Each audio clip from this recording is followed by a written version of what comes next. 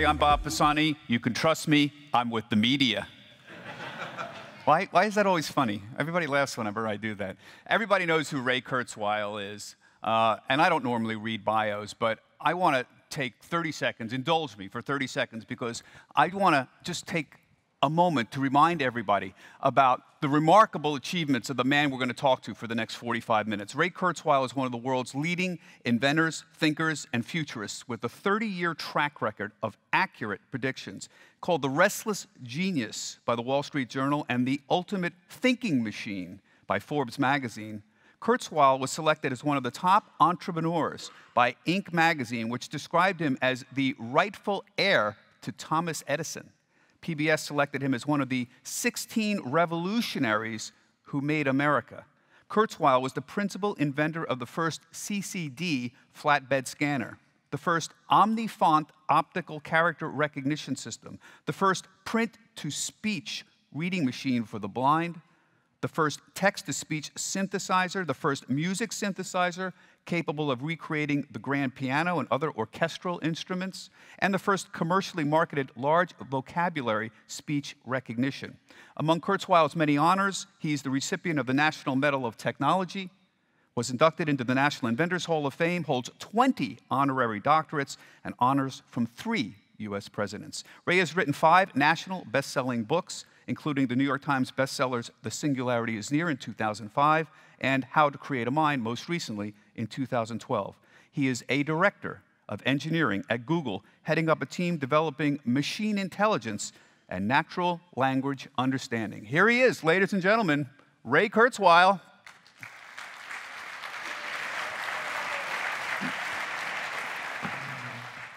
A billion users Google has roughly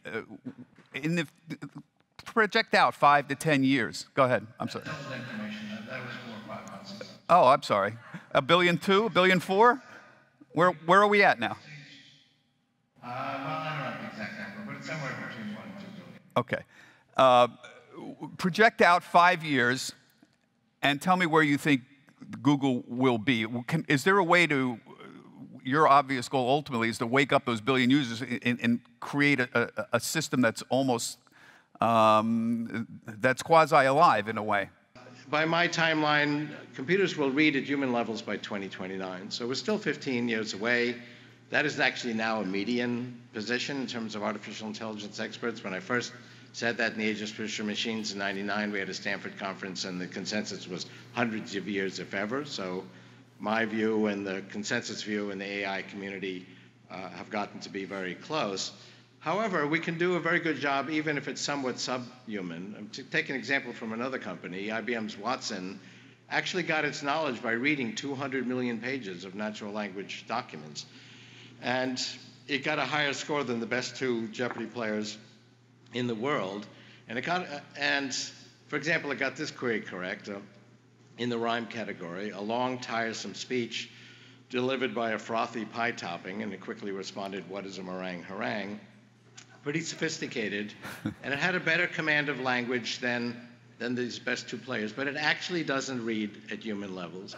It might read one document and conclude, there's a 56% chance that Barack Obama's president of the United States. And you could read that and you'd conclude there's a 98% chance. So it's not reading as well as you, but it makes up for that by reading more documents, a lot more. It read 200 million documents, all of Wikipedia. That's where it got its knowledge. So we're creating a system like that that can actually read not quite as well as humans yet. That'll be 2029, but it can make up for its relative weakness in reading each page by, reading at Google scale, which is billions, tens of billions of documents. Yeah. And by 2029, I think it will be at human levels. So it'll be like a friend that has read everything.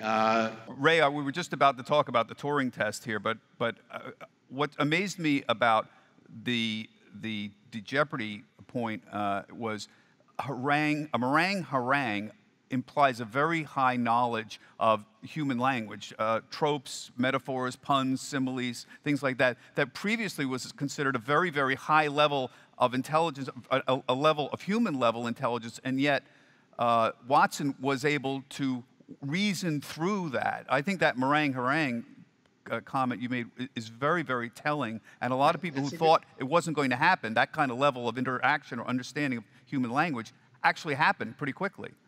Yeah, people dismiss AI saying, oh, it just does narrow things like play chess.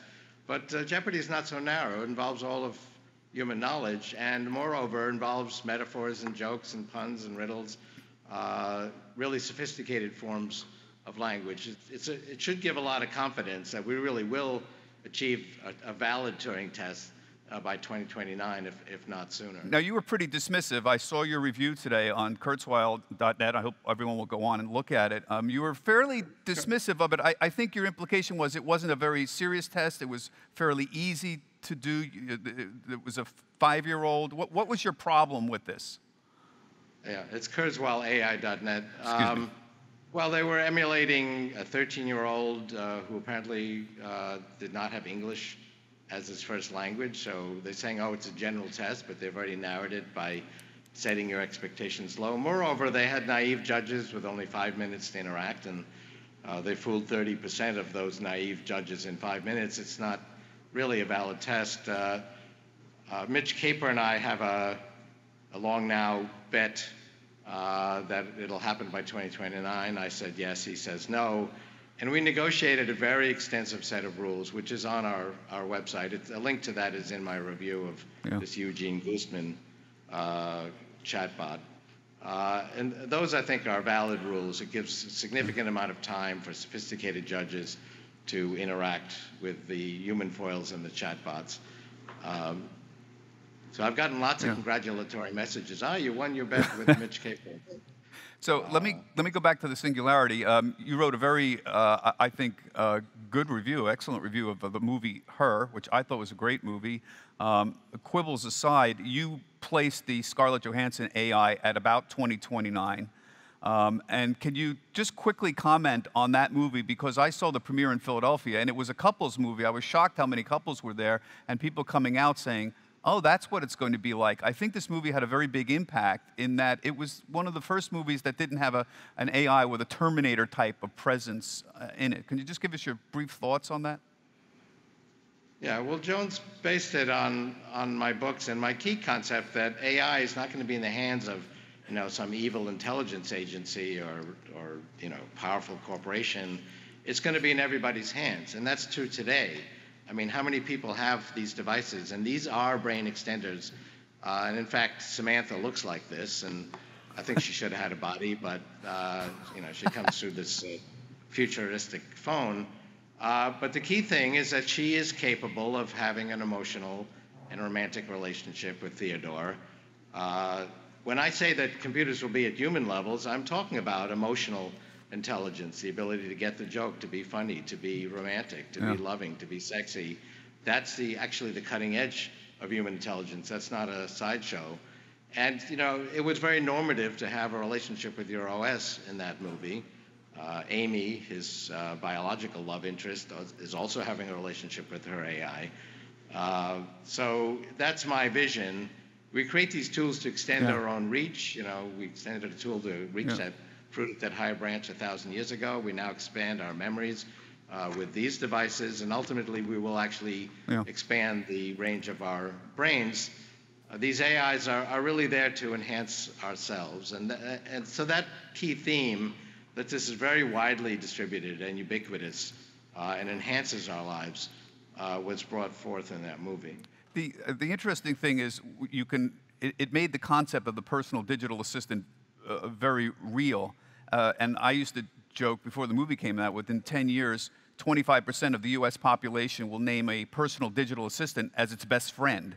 Already in the United States, roughly 8% of the adult population name a pet as its best friend. So it's not a stretch to imagine that. You're working on things that will enable people to interact with Google directly. Riff on this a little bit. You see this happening as well. Right. I mean, my timeline is that computers will be at human levels such that you could have an emotional relationship with them in 15 years from now, 2029. I mean, what I'm working on right now at Google is more utilitarian, really enhancing search and question answering and language translation. So it's really based on the true meaning of documents. However, we will have ways of interacting, dialoguing, because if you actually have an assistant that's going to help you find information or carry out activities during your day, you want to talk things back and forth, so there'll be conversation. And if you're having conversation with someone, even a digital assistant, you want it to have some personality. And some people would be delighted to have Scarlett Johansson's personality. My grandson would want Elmo, so it'll be, these personalities will be personalizable. Let me move on a little bit. We've been talking here at this conference about disruptive technologies and the future of work. Peter Diamandis yesterday was expressing some frustration, which I share, about the fact that so many people don't want to think about the coming disruptions, including people on Wall Street, who I believe should be thinking about it a lot more, but I find don't really want to think about it. They're very short-term focused. I'm wondering what your thoughts on what we can do to sort of wake more people up about the changes that are coming. At CNBC, every week, every day, we talk about Google, but at least once a month, we bring up driverless cars, and I still get wafts of email coming through whenever that happens from people saying, Bob, do you really think we're going to have driverless cars? Do you think we need driverless cars? And my answer to them is, the question is not, do we need driverless cars? The question is, do driverless cars need us? And that's just some way to get people to smack them on the side of the head, to twist the Rubik's Cube in their head, to get them to start thinking about this problem a little bit differently. Given how fast things are changing and how disruptive this is, what do you suggest we can all do to make the world a little bit more aware of what's happening? Well, driverless cars need us for a market, because their whole goal is to drive us biological beings around. Computers don't really need to move around. They can communicate wirelessly from where they are, and they're all communicating through the cloud. Ultimately, we will all do that as well. But, I mean, the whole point of my last 4 books on this subject is that there's a certain aspect of the future that's predictable. Not everything, but the price, performance, and capacity of information technology progresses exponentially and predictably. And I have these curves that go back to the 1890 American census. And I did those in 81, projected them out through 2050, and we're right where we should be now in 2014. You could predict, and I did predict, that there would be a World Wide Web emerging in the late 90s, which people thought was ridiculous when the ARPANET in the early 80s, when they made that prediction, was a few thousand scientists. And that we would need search engines because the knowledge would be so vast, and that the computational and communication resources to do a search engine would be feasible. What you could not predict, that among the 50 projects to do it, it'd be these couple of kids in a Stanford dorm who would take over the world of search. So not everything is predictable, but you can predict when the price performance for certain revolutions will be feasible. I mean, right now there's a lot of hype about 3-dimensional printing. I've talked about the life cycle of technology. There's a kind of an over-enthusiastic period, like if you remember the internet boom in the late 1990s, and then disillusionment sets in when we don't actually achieve, on a very short time frame, these visions, and then there's a bust, if you remember the internet bust in the year 2000. But now we actually do have internet companies like Google, Apple, and Microsoft that are worth hundreds of billions of dollars. The same thing will happen with 3D printing. I think the inflection point will be 2020. At that point, we'll have submicron resolutions. We'll be able to print out things like clothing, and it'll really revolutionize manufacturing. We're not quite there yet. But we founded Singularity University basically to, it's a university, so there's lots of different viewpoints. There's no dogma, other than an appreciation of the revolutionary implications of exponential growth, and that information technology is not just things packaged like this. It's ultimately going to transform every industry. Health and medicine is now an information technology. We're reprogramming the outdated software in our bodies, and that's expanding exponentially, and ultimately it'll transform our health and longevity. So you can, however, anticipate where these things will be. That's my key message when I mentor young entrepreneurs. Yeah, and you've done your part. You're the leader in this, and I guess my point of bringing this up is I'm very happy the Singularity University was formed strictly for the purpose of trying to make people more aware of what's happening. I still find it, after 24 years as a financial reporter on CNBC, the public's still very resistant to a lot of these ideas, and a lot of them, the people who stop me on the street and say, Bob, you don't think we're going to have driverless cars, don't really, those kinds of questions don't reflect the idea that they don't believe it could happen. They just don't want it to happen in some sense. It's their own mental blocks. And I'm trying to figure out ways even beyond that. Go ahead. Unless they have a relative who's been injured or killed in a car accident. Yeah. We have tens of thousands of deaths just in the United States and maybe 1 million or more worldwide, plus many more injuries. Humans are not very good drivers. Driverless cars are here. I mean, they've gone, I think, 800,000 miles without incident, which is a better record than human drivers, and there'll be a fleet of them in Mountain View this year. That was announced recently by Google. But people are resistant to change. I mean, that's an ancient human trait. When the Industrial Revolution started in the textile industry in England around 1800, these weavers had enjoyed a business model that they passed down from generation to generation for centuries, and suddenly that was disrupted. And they would look at someone and say, wow, that one person with these new machines can do the work of 20, 30 people. Soon employment will be just reserved for an elite. What they could not appreciate is that there would be an invention of whole new jobs. If I were a prescient futurist in 1900, I would say, okay, a third of you work on farms and a third of you work in factories. But I predict that in 100 years, by the year 2000, that'll be 3% and 3%. And that is what happened. And today it's 2% and 2%. Yeah. And everyone would go, oh my God, we're going to be out of work. Well, I'd say, well, don't worry, you're going to get jobs as online reporters and web designers and app developers, and nobody would know what I'm talking about. 65% of the jobs today in America are information jobs. Didn't exist a few decades ago, let alone a century ago. We're constantly transforming the nature of work and everything else. I think we all agree the Luddite fallacy is real, and everyone's been wrong on that. But is there a sense that maybe things are a little different on the job front? And this is the hard problem of selling this to the public. So Twitter, for example, a year ago, Twitter had 900 employees. Maybe they have 2,500 now. They've got a $20 billion market cap, though. Facebook has a $160 billion market cap, and it's got 5,000 or 6,000 employees. General Electric, the company I used to work for at NBC, has 300,000 employees with a larger market cap than 160 billion. But I guess my point is you're seeing vast wealth created in these new companies, but with relatively small amounts of employees, certainly much smaller than the traditional system. Is there any sense that maybe this is a little bit different this time? Well, I think we're going to have a profound transformation in the concept of work. But the need for people to have capital is going to be there, otherwise we won't have markets.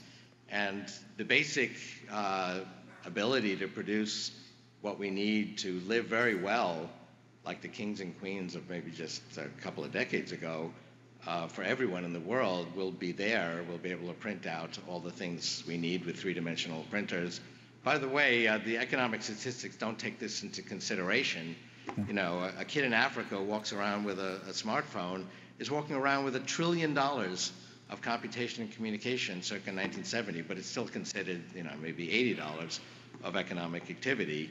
We completely factored that out by putting these productivity gains and the basic gains of the law of accelerating returns in both the numerator and denominator of these statistics, and it washes out.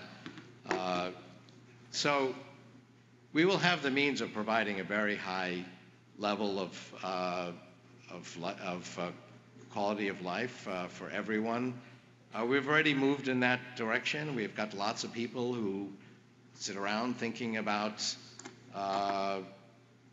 philosophical and intellectual matters. We have 12 million college students and large faculty and staff to support that. There were 50,000 college students in 1870. As I mentioned, 65% of American workers are doing some kind of intellectual information work. These jobs didn't exist at all. So we are transforming work to be involved in creating new. There he goes again. He'll be right back in 20 seconds, I guarantee you. We're going to talk when he comes back about this great new topic that he's got up on TED. There you go. You're back again. Finish the point. I'm going to move on to this great TED talk that you just have put up online a few days ago. Go ahead. So we are moving to transform the nature of work. I mean, work already involves learning and education, The idea that you get an education, and then you learn a trade, and you follow that trade for 3, 4, or 5 decades and retire. I mean, that model is already broken and obsolete. We have to constantly keep changing what we're doing. But work is much more gratifying. It involves personal advancement and gratification and creation of knowledge and people finding their passion. So we're going to move in that direction. It's a positive thing. It's always been daunting because you couldn't explain to the Luddites that, don't worry, all these people have been let go because of the new cotton Jenny will actually get jobs doing something else. And that is exactly what happened. And it's happened now for the last 200 years. And it will continue. And we're not, I mean, the situation looks bright. We're going to be able to provide a very high quality standard of life for everyone on the planet very soon. Let me move on. You've got a great new TED Talk that was just put up a few days ago, the one you did in Vancouver, about hybrid thinking, an extension of the neocortex. We're riffing on themes from your book on building a brain. I wonder if you can just talk about that for a minute. It's about augmentation of the neocortex, something we could all use. We're all overwhelmed by information. I have a hard time parsing all the data that keeps coming at me. I could use some help outside my own neocortex. Tell us where that's going. Well, you know, as I mentioned in the TED Talk, the last time we expanded our neocortex was 2 million years ago when we became humanoids, developed these large foreheads. You know, other primates have a slanted brow. They don't have the frontal cortex. But a key point in my book is the frontal cortex is not qualitatively different.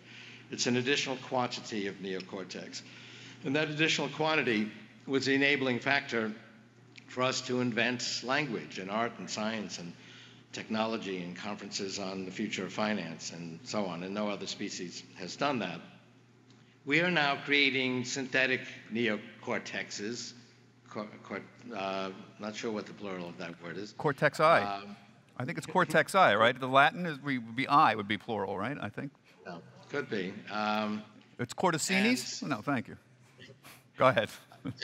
I talk about the algorithm for the neocortex in the book. It's very similar to something called a hierarchical hidden Markov model, something that I worked on in the 1990s with speech recognition and early forms of natural language understanding. We have a good functional understanding of how it works, and Watson, for example, part of it at least is, I would say, a functional simulation of the hierarchical modeling of the neocortex. So we're going to create that, and over the next 5, 10 years, it won't be connected directly to our neocortex. We'll work with some future version of these or Google Glass and interact with these systems in the cloud that have a certain amount of intelligence, like the neocortex. But ultimately, when we really simulate it very well, and these in miniaturization is another exponential trend. These are shrinking at a rate of 100 in 3D volume per decade. We'll have computerized devices the size of blood cells in the 2030s. They'll go non-invasively into our brain and basically put our neocortex on the cloud. So just, this is already billions of times more powerful in terms of computation and communication per dollar than the computer I used as an undergraduate. But that's not even the main point of it. If I need 10,000 computers or 100,000 computers for a few seconds, I can access that in the cloud wirelessly from my phone. That's today. So in the future, I need, we have 300 million pattern recognition modules in our neocortex. If I need 1 billion more or 10 billion more for a few seconds, because I need to think of some deep thought, or you're approaching me and I want to think of something clever to say, I'll be able to access that in the cloud and basically just expand my neocortex, just the way we did 2 million years ago when we developed these large foreheads. But this was a fixed expansion. This future expansion won't be limited by a fixed enclosure. The cloud is pure information technology. It is growing today exponentially, doubling in power every year. And we will be able to expand our thinking by directly connecting our neocortex to synthetic neocortex in the cloud and basically have a bigger neocortex. It operates faster, can accumulate more depths of hierarchy, and will be, as a result, not only smarter, but funnier, sexier, more romantic. You can imagine what a conversation will look like 15 years from now when you meet somebody on the street, when you can have access to every witty saying that ever existed here, and you could the conversation will be like one-upmanship in terms of how witty and more appreciative you can be. I think the main thing for me is. I mean, you can do that now. I mean, sometimes when I'm interviewed, I'm up on Google. Oh, I have my favorite witty lines on Evernote. I often just sit here and throw witty lines out from my Evernote files. I mean, we have expanded our brains already. During that one-day soap strike, I felt like a part of my brain had gone on strike. Yeah. And while these things seem amazing when we actually have them, we can't imagine that we ever didn't have them. I want to just move on and throw out a few simple ideas here, and if you can give me a very short answer, just bear with me. Solar energy. I cannot believe the nonsense I've been hearing about solar energy recently. There's a whole bunch of people who are arguing now that it's never going to matter, it's never going to be a significant part. The current numbers are, I think, 4% wind and solar in the United States, which seems about right for a disruptive technology. But there's been some comments and books out that it's never going to matter. Yesterday, we heard here about solar panels with genetically engineered algae, which really impressed me a lot. Can you, you've done a lot of work on accelerating change associated with solar panels. What's wrong with this picture when people say 4% is not going to be enough, given the change in this technology we're seeing? Well, Larry Page and I actually did a study for the National Academy of Engineering on new energy sources, and we focused on solar. This is before Larry got his new job and got too busy to do that kind of thing. And we noted that it was growing exponentially and had been for 30 years, doubling every 2 years. And so I'm reminded of halfway through the Genome Project, 1% of the human genome had been collected, and mainstream critics said, told you this wasn't going to work. Right. I mean, here you are, 7 years, 1%. It's going to take 700 years, just like we said. That was linear thinking. They dismissed it because 1%, that's really not, a very big part of the problem. Ignoring the exponential growth. The internet was dismissed when it was 1% of potential users. Again, ignoring the fact that it was doubling every year. We're now, at 4%, maybe 5 doublings from 100% at 2 years each. That's going to be on the order of a decade from now. The use of energy is growing a little bit, so maybe it'll be 12 or 14 years. And I actually presented this to the Prime Minister of Israel not so long ago. It was actually in my class at the Sloan School in the 1970s. And he said, Ray, do we have enough sunlight to do this with? At that point, it was 7 more doublings. And I said, yes, after we doubled 7 more times and meet 100% of the world's energy needs, we'll be using 1 part in 10,000 of the sunlight. We could put efficient solar farms on 1% of the unused deserts, of which there are a lot in that area of the world, and it's very inexpensive real estate because it's unused, and meet all of our energy needs. So people tend to dismiss these disruptive technologies when they're 1 or 2% of a solution, ignoring the fact that it's doubling every year or 2 years and will be 100% very, very quickly. That's the reason I brought it up. They seem to ignore the law of accelerating change. So in these comments in the last few weeks, and I think even the Wall Street Journal quoted them, they seem to think 4% is going to stay 4% for the rest of time, and they ignore the fundamental points, what all your research has shown, that this technology is going to grow. Let me move on and ask you about the life extension movement. I mean the biological life extension. I look around at the state of the life extension business today. There is a big business out there, including selling supplements, but they advertise all over the place on CNBC. And when I look at life extension, I see a lot of people selling testosterone. I see implied ads for human growth hormone. I see a lot of supplements being sold. I'm not sure there's a lot of life extension actually being created as a result of all this. Could you comment on the current state of that business, and I mean the biological side, and when is it going to blast off? When is it going to make real change, and when are we going to be able to show real improvement? Right. Well, I've written 3 health books, the last 2 with Terry Grossman, MD, and we talk about 3 bridges to radical life extension. And bridge 1 is the bridge we're on right now. And there's actually a lot more that people can do to reverse their genetic disposition than people realize. People say, oh, it's 80% your genes and 20% lifestyle. That's true if you limit yourself to the very watered down recommendations from places like the American Heart Association. I was diagnosed 30 years ago with type 2 diabetes. I invented my own approach and wrote my first best-selling health book about that, and I've had no indication of type 2 diabetes ever since. I inherited my father's disposition to heart disease, but I don't have heart disease. And you really, and I come out younger on biological aging tests. That's bridge one. And most of our books actually talk about how to practice that. We're against human growth hormone, by the way, because it does have risks, for example, in cancer. We are generally supportive of bioidentical hormone replacement. But without getting into those debates, people say, oh, you think this lifestyle and exercise and nutrition and certain supplements, it's going to enable you to live hundreds of years? And the answer is no. The goal is to get to bridge two. And bridge two is the full flowering of the biotechnology revolution, which I alluded to earlier, reprogramming the outdated software in our bodies. We have the means now of changing our genes. RNA interference can turn genes off. New forms of gene therapy can add new genes. We have the genetic blueprint of life. We are reverse engineering it. We can simulate biological processes and reprogram them. It's a completely different method to create interventions than we used to have, which is basically just finding things that happen to work. We can now actually design them, basically reprogram this outdated software. And I can give many examples which we don't have time to go through, but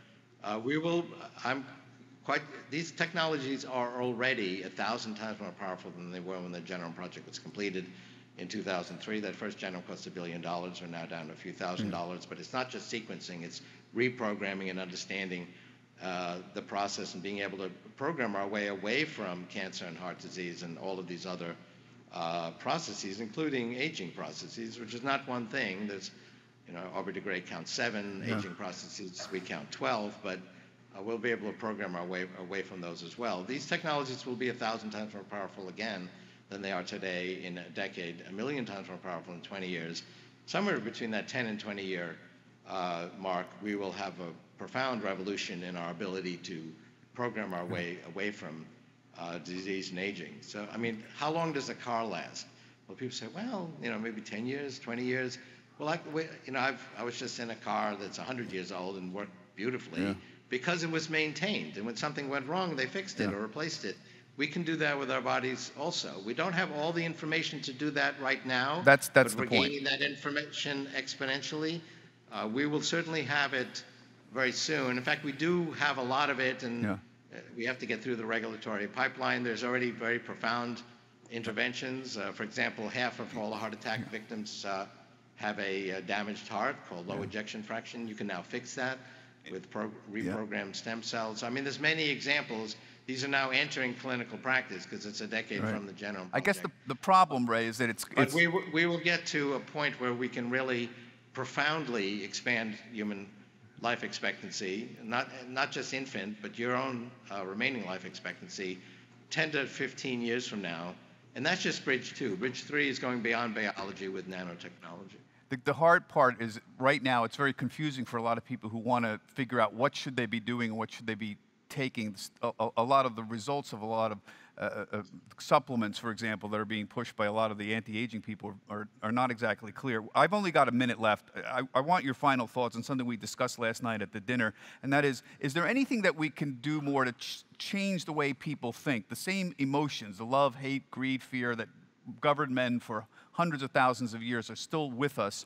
Do we need to change some of those emotions, some of the way we think to deal with the coming changes, the relationships we're going to have with machines, or is that tinkering with the fundamental nature of what we are? Do we need to make some changes in our brain architecture? Well, we are making changes in the sense that we have empathy, and that's profound, but it really needs communication to operate. So 100 years ago, there could be a battle in the next village, you wouldn't hear about it. Today, something happens halfway across the globe and we're there, we experience it. We may not be able to fix it immediately, but we actually do get around to fixing it. And there is an inverse exponential curve on violence, documented by Steven Pinker in his latest book, The Better Angels of Our Nature. There's an inverse exponential. Your chance of being killed today from interpersonal violence or state-sponsored violence is 500 times less than it was a few centuries ago. People think that's ridiculous. I mean, don't you listen to CNBC and hear about all the terrible things going on in the world? Well, that's a key point. We have exponentially better information about what's wrong, and that's a painful thing, but it's a good thing. This is actually the most peaceful time in human history. And the reason for that, fundamentally, is the communication we have of all kinds. And that leads to better democratization. And we are actually having democracy at much finer and finer levels. Users control Facebook and Google because of the wisdom of crowds, of being able to actually understand what is going on, the implication of policies on their community. So we are moving in the right direction towards greater democracy, less violence, and also more creative work, through the increased power of communication. Well, let's hope that our better natures are the ones that prevail here. Ray, I really want to thank you for engaging in this fireside chat. And normally, those of you who watch Ray, and I'm one of them, Ray will show up at these and update the slides and explain to everyone why he's been right all along, and we love you for that. And I very much appreciate that you changed your format a little to agree to a little bit of a discussion and a little bit of back and forth. We very much appreciate you being here, Ray. This was great, Bob. I really enjoyed it. And good luck in San Francisco. Stay out of the dive bars with the venture capital guys. You don't want to trust all of those guys. And we'll look forward to seeing you very, very soon, Ray. Thanks very much for joining us. Ladies and gentlemen, Ray Kurzweil.